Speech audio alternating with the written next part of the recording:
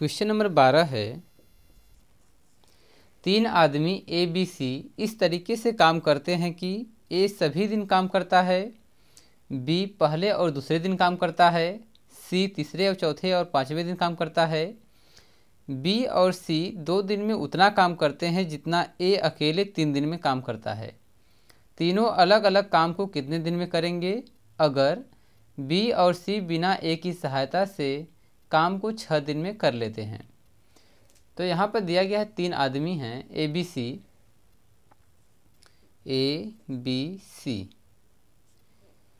ए जो है सभी दिन काम करता है, सभी दिन। बी जो है पहले और दूसरे दिन काम करता है, पहले और दूसरे दिन। और सी जो है तीसरे चौथे और पांचवें दिन, तीसरे चौथे और पांचवें दिन जो है कार्य करता है। ठीक है, एक कंडीशन दिया गया है और कहा गया है बी और सी 2 दिन में उतना काम करते हैं जितना ए अकेले 3 दिन में करता है। यानी कि बी प्लस सी 2 दिन में जितना काम करते हैं उतना ए जो है 3 दिन में करता है। तो यहाँ पे कार्यक्षमता देख लेते हैं कितना हो जाएगा। तो A by B plus C equal to हो जाएगा 2/3। यानी कि जो यहाँ पर ए की कार्यक्षमता होगी वो होगी 2 और बी प्लस सी की कार्यक्षमता 3 गुनी होगी। ठीक है, यहाँ से हम ज्ञात कर सकते हैं। तो इसलिए बी प्लस सी की कार्य करने की क्षमता कितनी होगी।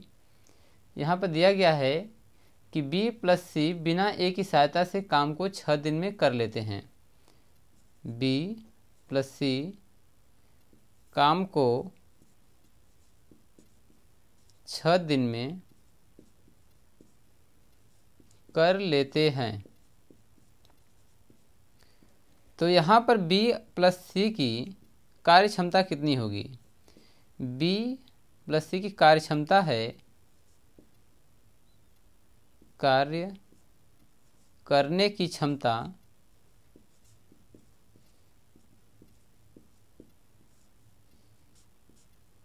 तीन है। यहाँ से भी ज्ञात हो जाएगा।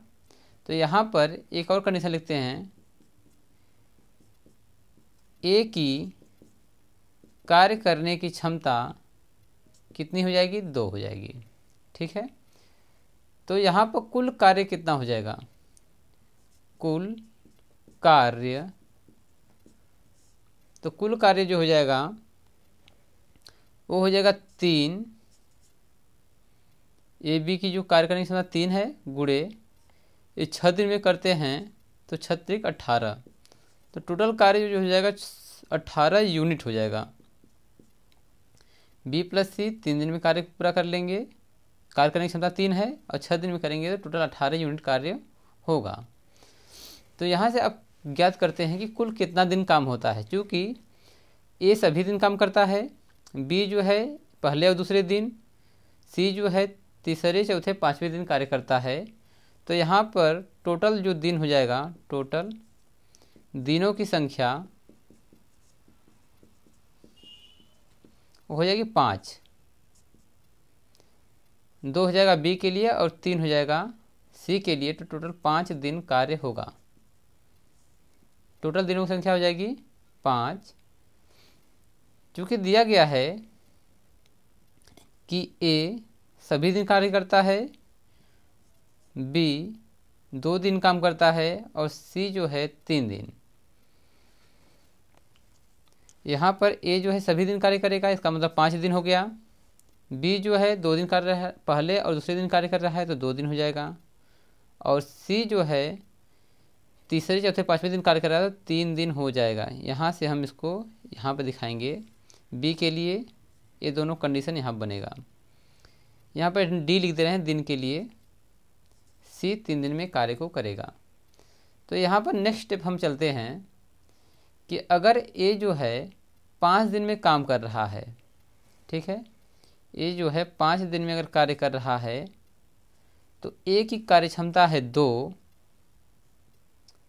कार्य करने की क्षमता यहाँ पर 2 है, यहाँ से भी देख लेंगे 2 है, तो 2 से मल्टीप्लाई करेंगे तो हो जाएगा 10 यूनिट, यानी कि ए ने अकेले 10 यूनिट कार्य को किया है।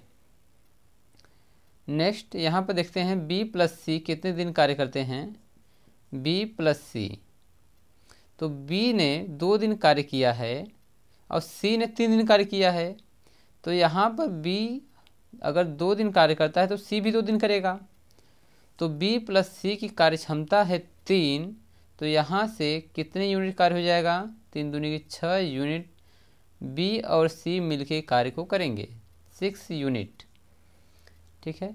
नेक्स्ट जो है अब सी के लिए कितना दिन बचा है, 2 दिन तो यहाँ पर हो गया, 2 दिन बी के साथ कार्य कर लिया, तो 1 दिन बचा है सी के लिए, क्योंकि सी करता है 3 दिन काम, 2 काम तो इसके साथ हो गया, 1 काम बचा हुआ है 1 दिन, तो 1 दिन से हम यहाँ पर निकालेंगे कि सी की कार्य क्षमता कितनी है, तो यहाँ पर टोटल जो कार्य ए और बी प्लस सी के लिए कार्य जो किए हैं वो है 10 और 16 कार्य किए हैं, 16 यूनिट, तो टोटल है 18 यूनिट, 18 यूनिट यहाँ पर है। अब माइनस कर दीजिए 10 और 6 16, तो बचेगा 2 यूनिट कार्य बचा हुआ है। अगर 2 यूनिट में हम 1 दिन से भाग दे दें तो यहाँ पर कार्य क्षमता निकल के आएगी सी की कार्य क्षमता, कार्य करने की क्षमता कितनी हो जाएगी, 2 एकम 2 हो जाएगी, ठीक है। तो यहाँ सी की कार्य करने की क्षमता कितनी है, 2 है।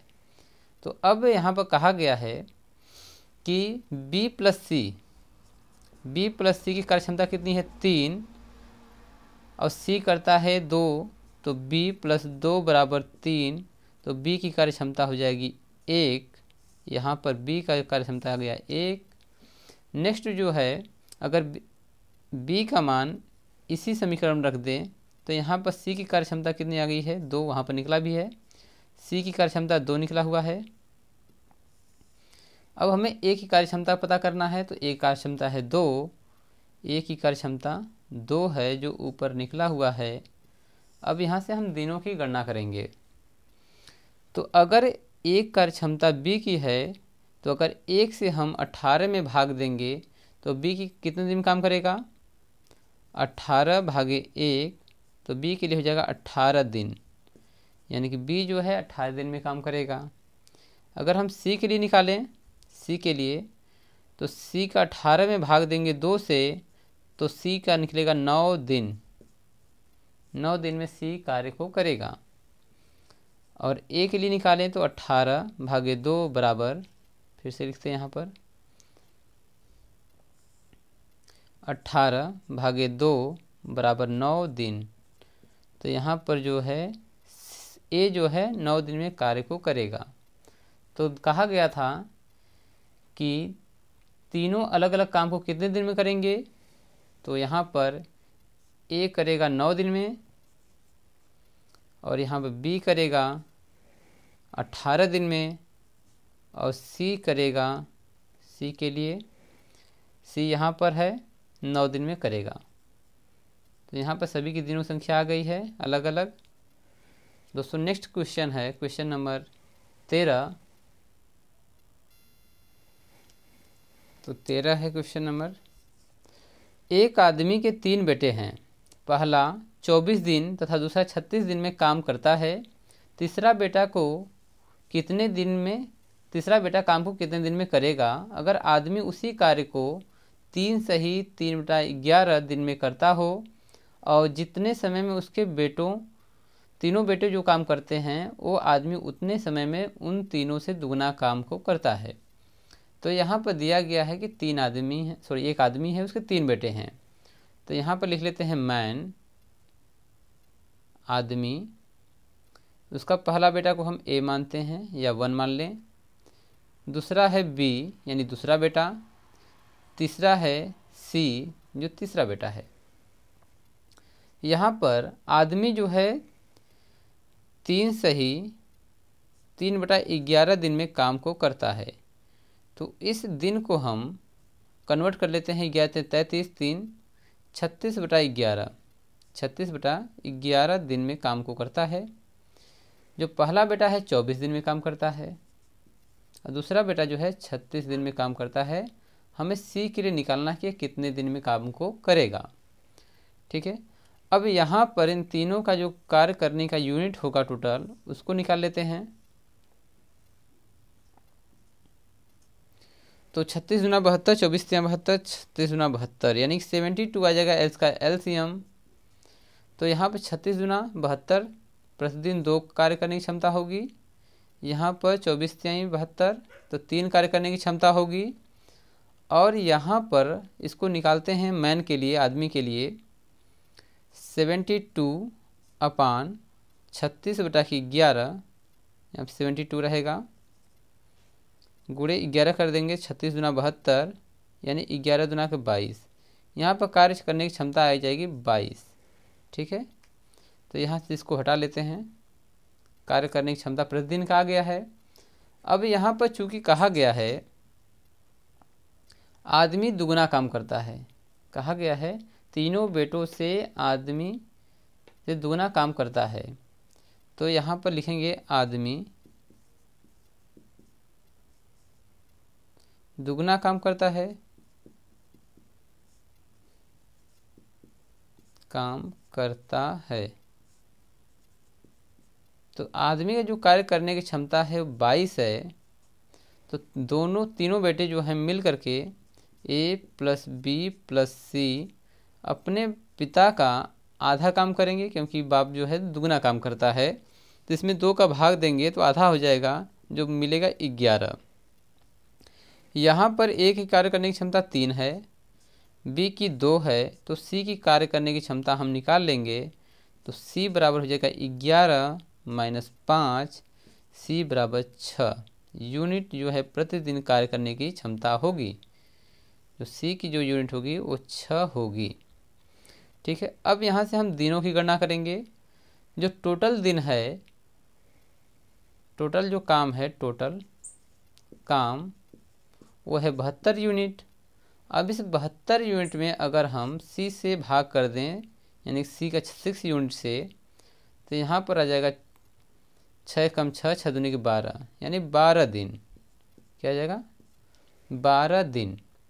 तो लिखेंगे C काम को 12 दिन में पूर्ण करेगा। ठीक है, तो यहाँ पर जो आंसर आएगा वो आएगा 12। नेक्स्ट क्वेश्चन है, क्वेश्चन नंबर 14 है, एक आदमी 3 औरत और 4 बच्चे। यहाँ यम का मतलब आदमी है, डब्ल्यू का मतलब औरत है और सी का मतलब बच्चे हैं। तो एक आदमी 3 औरत 4 बच्चे किसी काम को 96 घंटे में करते हैं, जबकि 2 आदमी और 8 बच्चे उसी काम को 80 घंटे में करते हैं, और 2 आदमी और 3 औरत उसी काम को 120 घंटे में कर सकते हैं। तो ज्ञात कीजिए 10 आदमी और 5 औरत उसी काम को कितने घंटे में करेंगे। तो यहाँ पर जो ज्ञात है दिया गया है कि एक आदमी 3 वोमेन यानी 3 औरत। तो यहाँ पर हम चिल्ड्रेन को पहले रख लेते हैं, क्योंकि नेक्स्ट स्टेप में हमें दिया गया है कि 2 आदमी और 8 बच्चे। तो हम बच्चे को पहले कर लेते हैं, 4 बच्चे और 3 वोमेन कि उस कार्य को कितने दिन में करते हैं? 96 घंटे में करते हैं, 96 आवर। ठीक है, एक स्टेप यहाँ पर हो गया। दूसरे स्टेप में कहा गया है कि 2 आदमी प्लस 8 बच्चे उसी कार्य को कितने घंटे में करते हैं? 80 घंटे में। और नेक्स्ट स्टेप जो है 2 आदमी 3 औरत, 2 आदमी 3 औरत उसी कार्य को 120 घंटे में करते हैं। ठीक है, इन सभी का जो एलसीएम निकाल लीजिए। एलसीएम निकालने से आ जाएगा टोटल कार्य, यानी टोटल कार्य की यूनिट आ जाएगी। तो इसका जो आएगा एलसीएम निकालने पर वो आएगा 480 ठीक है, 480 आ गया। टोटल जो है 480 यूनिट रहेगा, यानी कार्य जो है 480 यूनिट होगी।